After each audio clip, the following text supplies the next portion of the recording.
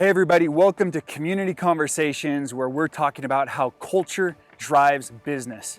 My name is Alex Williams. I am the community manager here at Procore, along with my colleague and friend, Hanson, who's the director of culture strategy.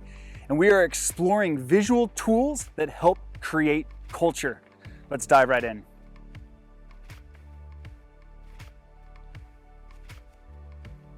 Visual tools shape language, and language creates culture. Alex, the visual tool we're looking at today is called Support Challenge Matrix. And as the tool pops up on screen for you, just take a minute to pause and observe. Ask yourself, what words jump out to you? What imagery pops? What meaning would you attribute as you observe this tool for a moment? The Support Challenge Matrix highlights 4 kinds of leaders and the 4 kinds of cultures these leaders cultivate. And it's all based upon how a leader calibrates support and challenge. Let's look at all 4 real quick. We'll start in the top left. Protect. A leader who protects. Sounds positive, but consider the yellow color. There's a hesitation and maybe a warning sign there, because high support, showing care, showing presence, is really positive. But when coupled with low challenge, avoidance of conflict, unwillingness to have the hard conversation, it actually creates mistrust. It actually creates entitlement, because this leader is so focused on protecting and so focused on offering support that they're avoiding the necessary, maybe difficult conversations. It's yellow for a reason. Let's look at bottom right.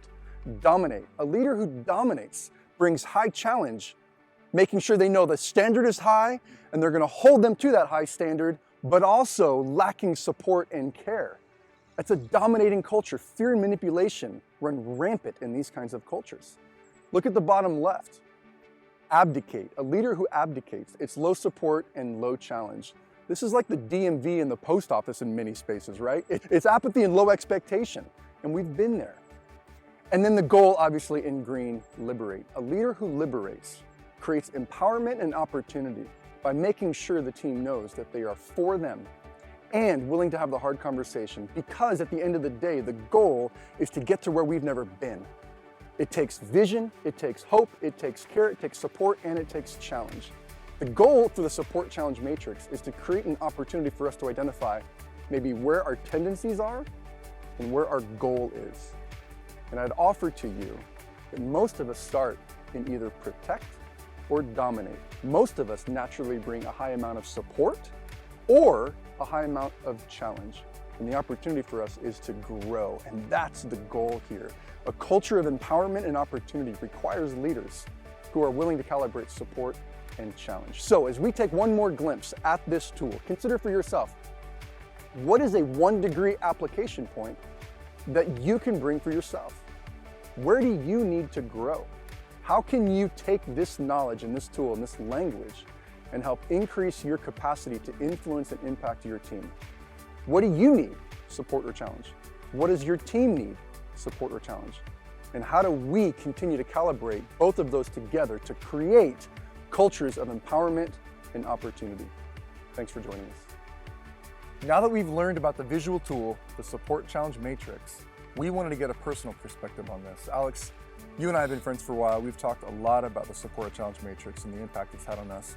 Would love to hear from you about personal learnings, key takeaways about the Support Challenge Matrix. Yeah, I feel like I've experienced this firsthand here at Procore from the leadership, both when it comes to support and challenge.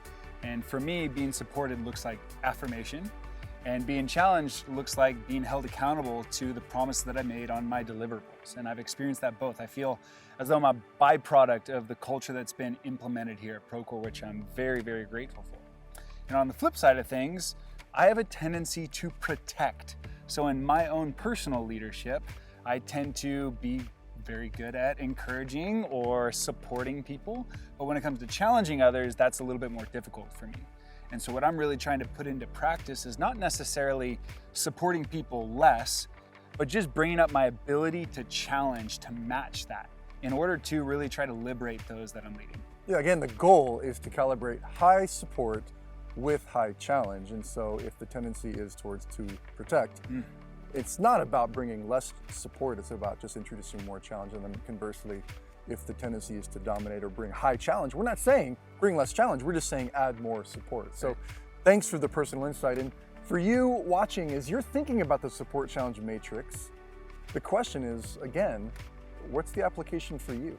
Where can you grow, where can you develop in your own leadership, in your own culture development, to be able to move towards the goal, which is to liberate, to create opportunities for empowerment and to build trust. So thanks for joining, Alex. Thanks for taking some time. Yeah, thanks.